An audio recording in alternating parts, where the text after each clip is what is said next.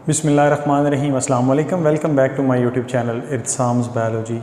MD CAT lecture series में आज की इस वीडियो के अंदर हम मेनली बात करने जा रहे हैं साइनैप्स और उसके साथ साथ ह्यूमन ब्रेन के बारे में। आपको पता है डियर स्टूडेंट्स, जो ह्यूमन ब्रेन टॉपिक है बहुत ही इंपॉर्टेंट है। इसमें से एमसीक्यूज़ आते हैं और स्पेशली ब्रेन के फंक्शंस के लिहाज से जो है ना वो पूछा जाता है। तो आज मैं आपको इस वीडियो के अंदर निमोनिक्स के साथ कुछ कीज़ हैं, कुछ टर्मिनोलॉजीज़ हैं, उसकी मदद से इंशाल्लाह मैं कोशिश करूंगा कि आपको विदिन 20 मिनट्स के अंदर अंदर ये पूरा का पूरा टॉपिक याद हो जाए और आपको अगेन से रिवाइज़ करने की भी ज़रूरत ना पड़े। तो चलते हैं लेक्चर की तरफ। उससे पहले मैं ज़रा अनाउंसमेंट कर दूं। पहले भी मैंने अपनी वीडियो के अंदर जो है वो बताया था आप लोगों को कि मैंने ऑनलाइन लेक्चर सीरीज़ का जो है वो एक बाकायदा तौर पे जिसमें हम जूम के ऊपर क्लास लेते हैं। फ़िज़िक्स की अलग से क्लास होती है, केमिस्ट्री की अलग से, बायोलॉजी की अलग से, इंग्लिश की अलग से। उसके साथ साथ जैसे जैसे सिलेबस कंप्लीट होता है, एक एक चैप्टर कंप्लीट होता है, उसका फिर टेस्ट लिया जाता है। अगर आप वो लोग ज्वाइन करना चाहते हैं तो ये एक पेड सेशन है। आप मेरे व्हाट्सएप नंबर के ऊपर जो है वो मुझसे रब्ता कर सकते हैं फ़र्दर इन्फॉर्मेशन के लिए। और हमारा टेस्ट सेशन जो है वो 14 जुलाई से हम इंशाल्लाह स्टार्ट करेंगे। 14 और 15 इन दोनों डेट्स में, जो कि हमारा तकरीबन एक महीने में ख़त्म होगा 15 अगस्त तक। अगर आप उसको भी ज्वाइन करना चाहते हैं तो उसके बारे में भी आप डिटेल जो है वो मुझसे मेरे व्हाट्सएप नंबर के ऊपर रब्ता करके ले सकते हैं। तो चलते हैं लेक्चर की तरफ। बेटा जी, साइनैप्स क्या चीज़ होती है?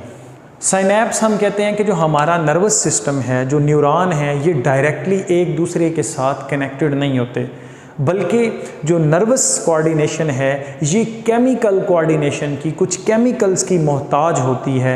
नर्व इम्पल्स को एक न्यूरॉन से दूसरे न्यूरॉन तक डायरेक्ट नहीं पहुंचाया जाता, उसमें एक प्रोसीजर इन्वॉल्वमेंट होती है, वो है न्यूरोट्रांसमीटर के रिलीज़ की और फिर उसके जो है वो रिसेप्टर्स के साथ अटैचमेंट की। और वो पूरे का पूरा जो स्ट्रक्चर होता है जहाँ पर माइक्रोस्कोपिक गैप पाया जाता है दो एडजेसेंट न्यूरॉन के अंदर, उसको हम क्या बोलते हैं? साइनैप्स बोलते हैं। सो साइनैप को हम डिफाइन कैसे करेंगे? हम कहते हैं अ माइक्रोस्कोपिक गैप। एक माइक्रोस्कोपिक गैप है जो दो न्यूरॉन के अंदर पाया जाता है और ये गैप कितना है? तकरीबन जी 20 नैनोमीटर का होता है।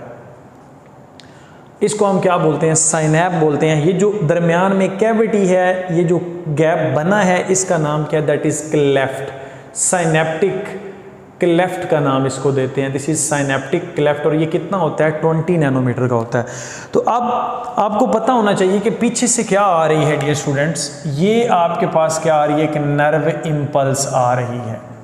ये नर्व इम्पल्स, इस नर्व इम्पल्स ने इस न्यूरॉन से अगले न्यूरॉन के पास जाना है। तो ऑब्वियस सी बात है, अवे सेल बॉडी से जो अवे लेकर जाता है वो क्या कहलाता है? एक्सॉन कहलाता है।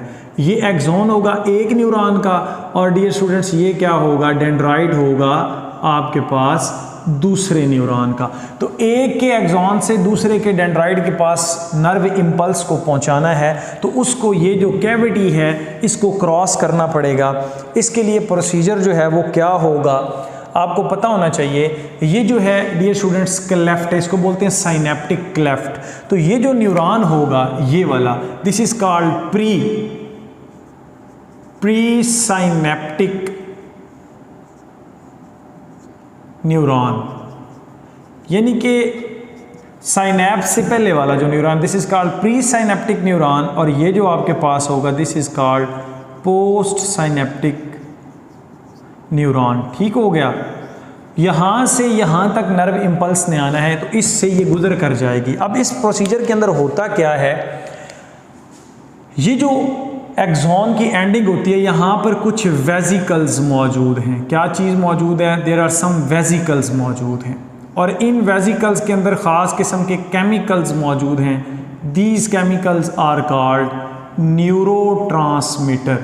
न्यूरोट्रांसमीटर, इससे क्या मुराद है? ये ऐसी चीज़ है जिसने नर्व इम्पल्स को ट्रांसमिट करवाना है। न्यूरोट्रांसमीटर, न्यूरॉन के अंदर कुछ खास किस्म के केमिकल्स हैं जो नर्व इम्पल्स को ट्रांसमिट करवाएंगे एक न्यूरॉन से दूसरे न्यूरॉन के अंदर।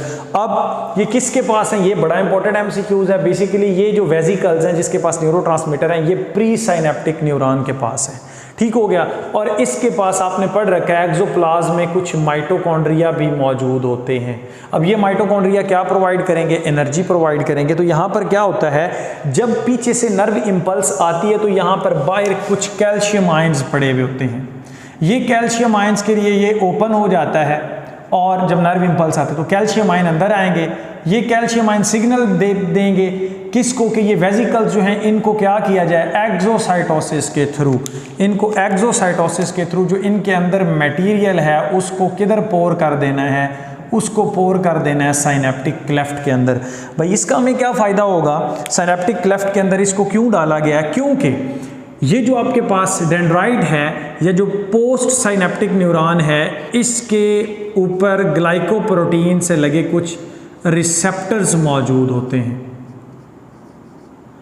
ये रिसेप्टर्स मौजूद हैं डियर स्टूडेंट्स। अगर क्वेश्चन आया आपके पास कि रिसेप्टर्स बेसिकली किसके पास होते हैं तो आपको पता होना चाहिए कि ये जो रिसेप्टर्स होते हैं पोस्ट साइनेप्टिक न्यूरॉन के पास होते हैं।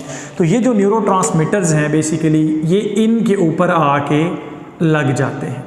जब ये इनके ऊपर लगते हैं तो अब इनके पास इतनी कैपेबिलिटी होती है कि ये -48 मिली वोल्ट का जो डिपोलराइजेशन है वो करवा सके। ठीक है, ये थ्रेशोल्ड स्टिमुलाई जो है इसको जनरेट कर सके। जैसे ये थ्रेशोल्ड स्टिमुलाई होता है तो ये नर्व इम्पल्स आगे ट्रांसफ़र हो जाती है और इसी तरह से इस डेंड्राइट से आगे फिर नेक्स्ट जो है सेल बॉडी उसके पास जाएगी, फिर नेक्स्ट एक्सॉन के पास जाएगी। तो इस तरह से इसमें जो जितनी भी मैंने बातें बोली हैं हर एक बात यहाँ पर क्या है, MCQs है। उसके बाद आता है कि कुछ टिपिकल आपके पास जो है एग्जाम्पल हैं न्यूरोट्रांसमीटर्स की। उसमें एग्जाम्पल हम ले लेते हैं एसीटाइल कोलिन।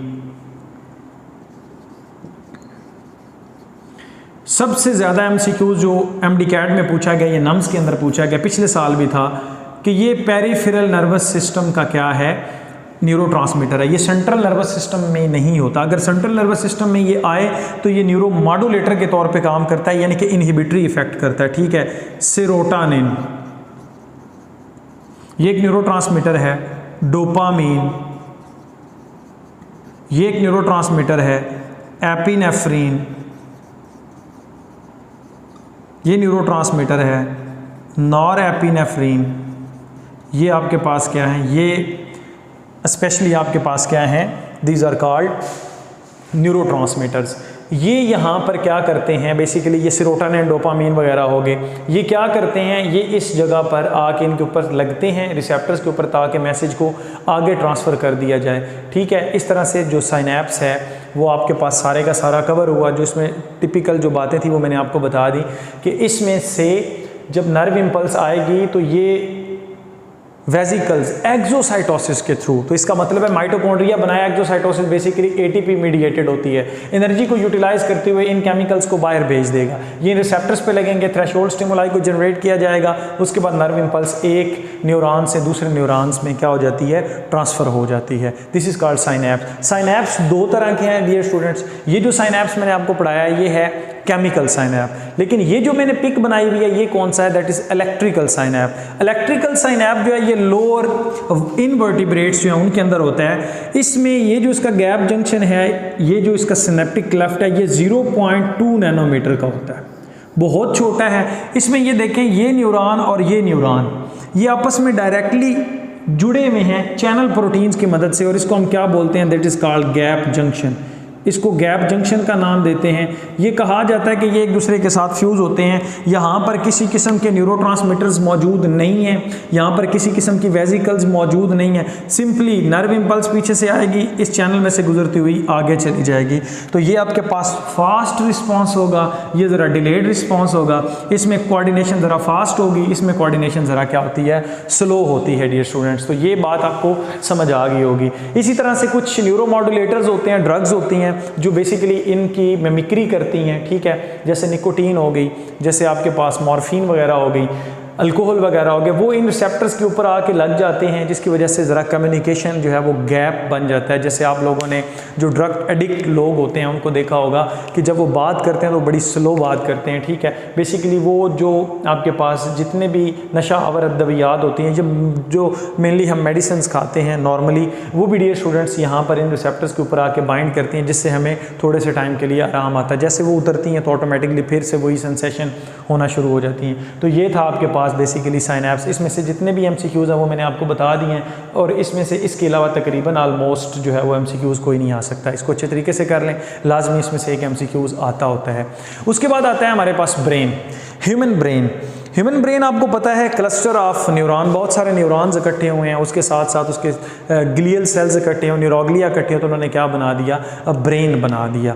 अब ये जो ब्रेन होता है इसको प्रोटेक्ट करना बड़ा ज़रूरी है, क्योंकि ये आपके पास वाइटल ऑर्गन है। अगर इसको कहीं से चोट लग जाए तो आपकी बॉडी परमानेंटली डैमेज हो सकती है। तो इसकी प्रोटेक्शन के लिए नेचर ने बड़े ही जो है ना वो एक आउटस्टैंडिंग का मैकेनिज़्म रखा हुआ है। उसमें सबसे पहले आपके पास आती है बोन, स्कल की जो बोन है क्रेनियम।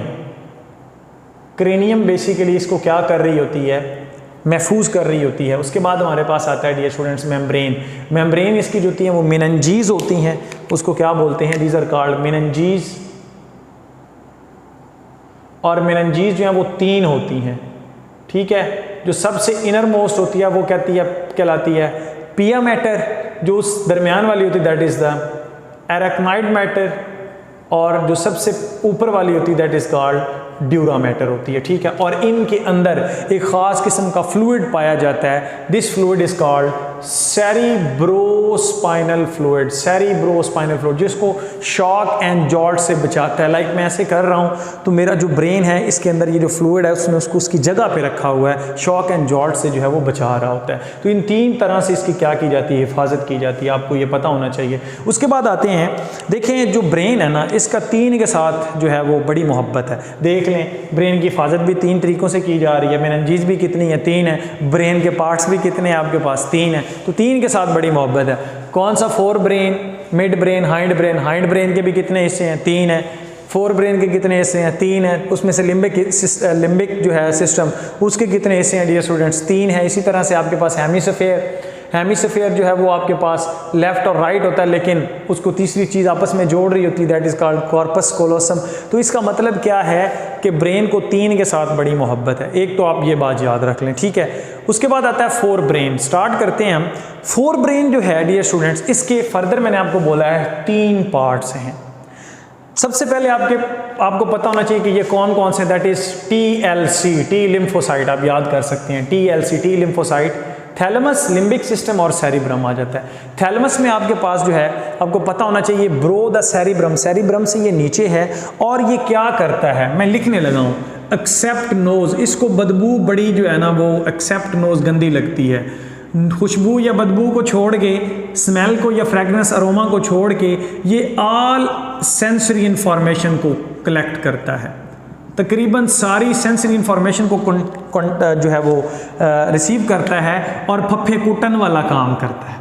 ये लिम्बिक सिस्टम को देता है, और डियर स्टूडेंट्स ये किसको देता है, सेरिब्रम को देता है। जैसे वो आपने आंटियां देखी होती है ना जो कहती हैं कि मैं सिर्फ आपको बात बता रही हूँ बाकी किसी को नहीं बता रही, तो सिमिलरली ये थैलेमस का काम है कि इसने क्या करना है, सेंसरी इन्फॉर्मेशन लेनी, और बड़ी वो नफीस टाइप होती हैं। वो कहती है नहीं हमें मतलब जो है ना वो स्मेल से या मतलब बहुत ज़्यादा खुशबू हम नहीं लगाती, हमें वो ज़रा पसंद नहीं आती है। तो इस तरह से ये सेंसरी इन्फॉर्मेशन लेगी, सारी इन्फॉर्मेशन को कलेक्ट किया जाएगा, कलेक्ट करके लिम्बिक सिस्टम और सेरिब्रम को फर्दर प्रोसेसिंग के लिए डियर स्टूडेंट्स दे दिया जाएगा। तो यहाँ तक आपको थैलेमस का तो अब मेरे ख्याल में नहीं भूलेगा, ठीक है। उसके बाद आता है लिम्बिक सिस्टम। लिम्बिक सिस्टम में आपके पास हाइपोथैलेमस, इमिगडाला और हिप्पोकैम्पस आ जाता है। ये तो बड़ा ही आसान है जी, 1 मिनट के अंदर याद हो जाएगा। हाइपोथैलेमस को याद करने के लिए आपको सलमान खान की मूवी देखनी पड़ेगी, हम साथ साथ हैं। तो यही की है इसकी, हम साथ हैं, वाओ, ठीक है, वाओ हम साथ हैं, ठीक है। ये आपके पास हम साथ हैं, वाओ, ठीक है। हाइपोथैलेमस में WFR ये वाटर बैलेंस करता है, आप लोगों ने पढ़ रखा है, होम्योस्टेसिस में इसका रोल होता है, वाटर को बॉडी के अंदर मेंटेन करके रखना, वाटर बैलेंस उसको मेंटेन किया जाता है। आपको पता है थर्मो रेगुलेशन में हेल्प करता है, तो वो पसीने का आना और इसी तरह से ये सारी दिस एंड दैट वाटर को मेंटेन करेगा। किडनीज़ के साथ जो है वो ADH अगर आपको याद हो, एंटी डायूरेटिक हार्मोन ये बनाता है hypothalamus. So that's why water balance की बात आई ना, तो वाटर बैलेंस को ये जो बॉडी का वाटर बैलेंस उसको मेंटेन करेगा। इसी तरह से मेंसुरेशन साइकिल, भाई इसी से तो सारे एंजाइम, गोनेडोट्रोपिक रिलीजिंग फैक्टर यहाँ से तो रिलीज़ हो रहा है। तो मेंसुरेशन साइकिल फीमेल के अंदर कौन कंट्रोल कर रहा है, यही कंट्रोल कर रहा होता है, क्योंकि इसने पिट्यूटरी ग्लैंड से FSH और जो है LH और ICSH वगैरह वो बनवा देते हैं, प्रोलैक्टिन वगैरह। उसके बाद स्लीप एंड वेक साइकिल, को भी ये कंट्रोल कर रहा होता है। उसके साथ साथ थर्मो रेगुलेशन आपको बताया, क्योंकि ये सेट पॉइंट 37 डिग्री सेंटीग्रेड आपको याद हो, हाइपोथैलेमस ही सेट करता है। उसके बाद H फॉर हंगर, भूख को, क्योंकि इसके पास रिसेप्टर्स होते हैं, कैमो रिसेप्टर जो C6H12O6 को डिटेक्ट करते हैं। यही वजह है डियर स्टूडेंट्स कि ये हंगर पैंग जो है वो इंड्यूस करवाता है। उसके बाद आता है हार्मोन प्रोडक्शन। लो जी बात ही ख़त्म होगी, सारा तो सारा हमने पढ़ा है कि ये एक बैटरी ऑफ जो है वो हार्मोन को प्रोड्यूस करवाता है, रिलीजिंग फैक्टर प्रोड्यूस करवाता है। ऑक्सीटोसिन आ गया, ADH आ गया, TRF आ गया, SRF आ गया, CRF आ गया, रिलीजिंग फैक्टर्स यहाँ से रिलीज़ हो रहे होते हैं। और न्यूरो सेक्रेटरी सेल्स इसके पास मौजूद होते हैं ये सारी सेक्रेशंस को कंट्रोल कर रहे होते हैं। तो W for water balance, M for menstruation cycle, S for sleep and wake cycle, T for thermoregulation, H for hunger, H for hormone production, N for neurosecretory cell. तो ये याद हो गया आप लोगों को, चुटकी में याद हुआ होगा। उसके बाद हम चलते हैं इमिगडेला। इमिगडेला के लिए ना मैं ज़रा अपना तरीका है मेरा पढ़ाने का। अमिगडाला पंजाबी में ना आंखों को डेले बोलते हैं। ये जो आंखों की आई बॉल है ना, आई बॉल को डेला बोला जाता है। तो डेले कब कब बाहर आते हैं ऐसे, ठीक है। डेले तब बाहर आते हैं जब इमोशंस होंगे। इमोशंस को कंट्रोल करना, इमोशंस किस तरह से हो सकते हैं। सिमिलरली आपको याद की से कर लें आप, FCPS लाहौर, ठीक है। FCPS लाहौर, मैंने लाहौर से FCPS करना है, ऐसे कर लें। इमिगडेलाए दो होते हैं, ये एक होगा तो इमिगडेला कहलाएगा। F for fear, cluster of neuron होता है ये बेसिकली, इसको आपके पास जो है वो जो इमिगडेला बनाता है, I think so cluster of axons होगा, ठीक है। न्यूरॉन भी तो ऑब्वियस ही बात है, एक्सॉन उसका आएगा। उसके बाद ये प्लेयर, पनिशमेंट, सेक्सुअल, अरोयल, लव, हेट एंड रेज, ये सारे इमोशंस हैं। तो इमोशंस किसके साथ डायरेक्टली अटैच है, इमिगडेला के साथ। उसके बाद हिप्पोकैम्पस, ये तो बड़ा ही आसान है जी। हिप्पोकैम्पस को हम कैसे डिफाइन कर सकते हैं, हम कहते हैं कि ये बेसिकली लिम्बिक सिस्टम का हिस्सा है, लेकिन इसका एक काम है, आप अपने कॉलेज के कैंपस के अंदर हैं तो वहाँ से आप क्या करते हैं, दो ही तो बातें आपने वहाँ से सीखनी है, एक लर्न करना है, दूसरा मेमोरी बनानी है। तो इसका मतलब क्या हुआ, ये लर्निंग के अंदर आ जाएगा, अब ये भी नहीं भूलेगा। उसके बाद लॉन्ग टर्म मेमोरी, तो जो मेमोरी है, मेमोरी डेवलपमेंट उसके अंदर आ जाता है। वो तो आपने गाना सुन रखा होगा ना, वो दिल ने ये कहा है दिल से, आई थिंक सो। उसमें वो कहता नहीं, वो कहती है मेरे ख्वाबों में मेरी यादों में रोज़ आते हो तुम, इस तरह भला मेरी जान क्यों सताते हो तुम, लाइक ऐसे है कुछ। तो बेसिकली उसमें जो वो शिल्पा शेट्टी होती है ना, उसका हिप्पोकैम्पस बड़ा ही वेल डेवलप होता है, ठीक हो गया। और आपने गजनी मूवी भी देख रखी होगी, गजनी मूवी के अंदर क्या होता है जी, उसका हिप्पोकैम्पस ख़राब हो जाता है और उसको क्या हो जाता है, शॉर्ट टर्म मेमोरी लॉस हो जाता है, मेमोरी लॉस हो जाता है। आप कह रहे होंगे सर बड़ा फ़नी वे में आज पढ़ा रहे हैं, क्योंकि इससे पहले मेरे ख्याल में मैंने ऐसे नहीं पढ़ाया। उसके बाद हिप्पोकैम्पस का आपको ये कंफर्म याद हो, क्योंकि बेसिकली बेटा ये याद करवाने के लिए आपको ये चीज़ें की जाती हैं। क्लास में तो मैं ज़रा फ़न लगाता हूँ, लेकिन ऑनलाइन पे फिर अब बंदा कैमरे के सामने क्या कर सकता है, तो ज़्यादा मजाक भी नहीं कर सकता, लोग कहेंगे फिर ये देखो खुद ही ऐसे जा रहा है। उसके बाद आता है आपके पास सेरिब्रम। सेरिब्रम बेटा आपके पास लार्जेस्ट पार्ट ऑफ ब्रेन है, लार्जेस्ट पार्ट है ये ब्रेन का। एक ही MCQs आपका क्लियर हुआ। फोर ब्रेन का भी यही लार्जेस्ट है। इसके अंदर बेसिकली क्या है, हेमिस्फीयर और cerebral cortex. Cerebral cortex hemisphere का ऊपर वाला जो हिस्सा है मेरा बेटा वो आ जाता है। हेमिस्फीयर जो है ये आपके पास दो है, सेरिब्रल हेमिस्फीयर, एक लेफ्ट वाला है और दूसरा कौन सा है, राइट वाला। लेफ्ट वाला जो है वो right side of the body, right side of body को कंट्रोल करेगा, और इसी तरह से डियर स्टूडेंट्स ये आपके पास किसको करेगा, left side of the body को जो है वो कंट्रोल करेगा। यही वजह है कि अगर राइट साइड पे अल्लाह ना करे कोई क्लॉटिंग हो जाए तो लेफ्ट साइड सारी की सारी पैरालिसिस हो जाता है, और इसी तरह से लेफ्ट वाली हो जाए तो राइट साइड जो है वो उसको पैरालिसिस हो जाता है। और इन दोनों के दरमियान कम्युनिकेशन का जो काम करता है, इन दोनों के दरमियान जो फफे कुटन है वो कौन सी है, दैट इज़ कार्पस कोलोसम। इन दोनों को जोड़ के रखता है, इन दोनों के दरमियान जो इनकी इन्फॉर्मेशन है उसको। यही वजह है डियर स्टूडेंट्स, आप अपने हाथ इसको ऐसे करें और इसको ऐसे करें, एक टाइम पे आप ये नहीं कर सकते। रीज़न क्या है, इन दोनों के दरमियान फैसला करने के लिए इंफॉर्मेशन कार्पस कोलोसम से होकर जाती है। यही वजह है कि हम इकट्ठा काम नहीं कर सकते या दोनों हाथों से इकट्ठा नहीं लिख सकते, लेकिन with the help of practice हम ये काम कर सकते होते हैं, ठीक है। उसके बाद आता है आपके पास dear students cerebral cortex. Cerebral cortex में आप जो है ना sir versus JMB, sir versus JMB याद कर लें। एज फार ये सेंसरी इंफॉर्मेशन की स्क्रीनिंग करता है, intelligence, reasoning, voluntary control, speech, judgement, memory और बॉडी कंट्रोल, इन सब के अंदर ये अपना रोल प्ले करता है। इसका मतलब ये हो गया कि ये स्क्रीनिंग के अंदर इसका रोल है, रीजनिंग के अंदर है। ये जो आप MD-CAT का टेस्ट जो याद कर रहे हैं, इसके लिए प्रिपरेशन कर रहे हैं आप हिप्पोकैम्पस पे और एज वेल एज सेरिबैलम जो होता है डियर स्टूडेंट्स, इस पे ज़्यादा जोर लगा रहे होते हैं, ठीक है। लेकिन जब आप डियर स्टूडेंट्स कोई टेस्ट करते हैं तो आपका जो है वो सेरिब्रल कॉर्टेक्स जो है ये वर्क ज़्यादा करता है, तो आपको माथे पे पसीना और ये अपर रीजन आपका भारी होना शुरू हो जाता है, यही वजह होती है। उसके बाद आता है हमारे पास मिड ब्रेन। मिड ब्रेन जो इसके लिए आपने 4R याद कर लेना, 4R।